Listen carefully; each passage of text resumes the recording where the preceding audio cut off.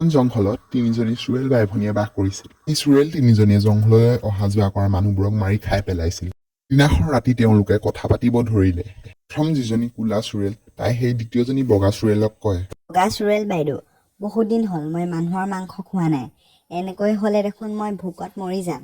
ঠিকেই কৈছা তুমি কলা চোৰেল। পিছে আমিনো কৰিম কি? আমাৰ ভয়ত এই জংঘলখনলৈ কোনো মানুহ এটাও নহা হ'ল। সকলোৱে গম পাই গ'ল ইয়াত আমি থাকোঁ বুলি।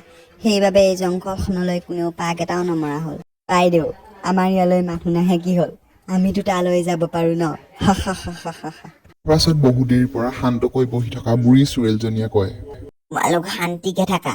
গাঁৱলৈ যোৱাৰ কথা কৈছা। তোমালোকে নাজানা নেকি গাঁৱত যে তান্ত্ৰিক থাকে বুলি? হা হা, তুমিও যে বাইদেউ ইমান ভয় পাদুৰা। গাঁৱৰ মানুহৰ ইমান সাহস নাই যে আমাক মাৰিব পাৰিব। একো কৰিব নোৱাৰে আমাক। বগা চোৰেলজনীয়ে ক'লা চোৰেলজনীৰ সমৰ্থনত হয় ভয় দিয়ে। ঠিকে কৈছা তুমি বাইদেউ। এই গাঁৱৰ মানুহৰ ইমান সাহস নাই যে আমাক কিবা কৰিব পাৰিব। সৎ দুজনীৰ কথা শুনি বুঢ়ী চোৰেলজনীয়ে কয়, তোমালোক যোৱা যদি যোৱা, কিন্তু মই গাঁৱলৈ যোৱাত নাই।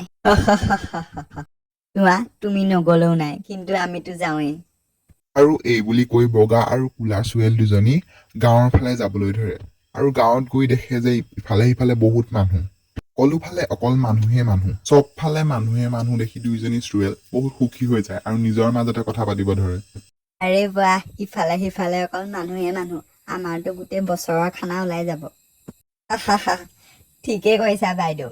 কিন্তু মানুহে যদি আমাক এনেকুৱা ৰূপত দেখে, আমাক এই গাঁওখনৰ পৰা খেদি দিব।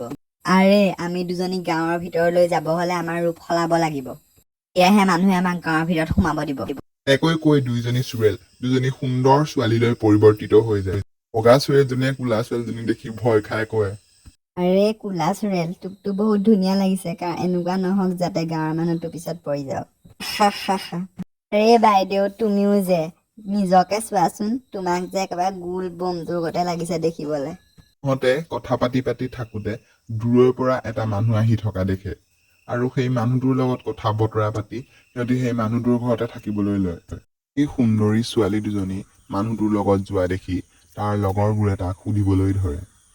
ৰাতি হোৱাৰ লগে লগে দুইজনী চোৰেলে নিজৰ ৰূপ সলনি কৰি ইফালে সিফালে মানুহৰ তালাচত ঘূৰিবলৈ লয়। তাৰ পাছত সিহঁতি তাত এটা গাঁৱৰ মানুহ দেখে।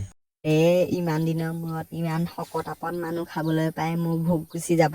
ব'লা কালি চোৰেল, জল্দি আগ, আমি খাওঁগৈ। এনেকৈ কৈ সেই চোৰেল দুজনী গাঁৱৰ মানুহটোৰ ওচৰলৈ চাপি যায়। আৰু গাঁৱৰ মানুহটোৱে সেই চোৰেল কেইজনীক দেখি ভয়ত চিঞৰিব ধৰে। মৰি গলো দেই। এইবোৰ চোৰেল আমাৰ গাঁৱত ক'ৰ পৰা আহিল? ইহঁতিতো মানুহক খায়। ইহঁতি মোক খাই পেলোৱাৰ আগতে মই ইয়াৰ পৰা পলোৱাই ভাল হ'ব। এনেকৈ কৈ সেই ল'ৰাটো এখোজ দুখোজকৈ পাছলৈ পলাবলৈ ধৰে। কিন্তু সি পলোৱাৰ আগতে সেই বগা আৰু ক'লা চোৰেলজনীয়ে তাক বেৰি ধৰে। ৰাজা, কলৈলৈকে পলাবা? আজিলৈকে আমাৰ হাতৰ পৰা কোনো সাৰি যোৱা নাই। এনেকৈ কৈ সেই চোৰেল দুজনীয়ে ল'ৰাটোক মাৰি খাই পেলায়। আজি কিমান দিনৰ মূৰত ভোক গুচি গ'ল আমাৰ। পিছদিনাখন গাঁৱৰ মানুহবোৰে সেই মৰা মানুহটোৰ বডিটো পায় আৰু সিহঁতি ডেড বডিটো দেখি ভয়ত কঁপিবলৈ ধৰে। তাৰ পাছত সেই ঠাইলৈ ভীমেশ আহে। আৰে, এইটো দেখোন দিনেশ। ইয়াক ইমান বেয়া অৱস্থা কৰি কোনে মাৰিলে? আৰে, দিনেশক কোনোবা জন্তুৱে মাৰিলে নেকি বাৰু? আৰে ভীমা ভাই, ইয়াক কোনোবা জন্তুৱে মৰা নাই। ইয়াক কোনোবা চোৰেলেহে মাৰিছে গতে লাগিছে। তোৰ যে বৰ অদৰকাৰী কথা কোৱা। এইবোৰ চোৰেল বোৰেল একো বস্তু নাথাকে। তাৰ পাছত গাঁৱৰ মানুহ মিলি সেই মানুহজনৰ অন্তিম সংস্কাৰ কৰে। তাৰ পাছদিনাখনৰ পৰা গাঁৱৰ মানুহৰ এটা এটা মৰাশৰ পাবলৈ ধৰে। দিনাখন এজন গাঁৱৰ মানুহ সেই ছোৱালী দুজনীৰ ঘৰৰ সন্মুখেদি যায় আৰু খিৰিকীৰে জুমি চাই দেখে যে সিহঁতি এজন মানুহ জীয়াই জীয়াই খাই আছে। আৰু সেই দৃশ্য দেখি মানুহজন ভয়ত কঁপিব ধৰে। আৰু পিছদিনাখন সেই মানুহজনে ভীমাক কৈ ৰাতিৰ গোটেই কাহিনী কথা কয়। ভীমাই তাৰ কথা বিশ্বাস নকৰি খঙত কয়, ৰে তই সেই সৰু সৰু ছোৱালীকেইজনীক ভাল পাব নাপায় ছোৱালীকেইজনীক চোৰেল বুলি কব আহিছ? কথা মই নাজানিবলৈ নাই, তই কিমান সঁচা কথা ক, চব গম পোৱা আছে মোৰ।